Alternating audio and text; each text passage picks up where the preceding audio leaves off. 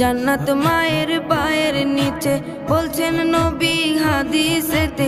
জান্নাত মায়ের পায়ের নিচে বলছেন নবী হাদিসেতে। দয়াল নবীর কথা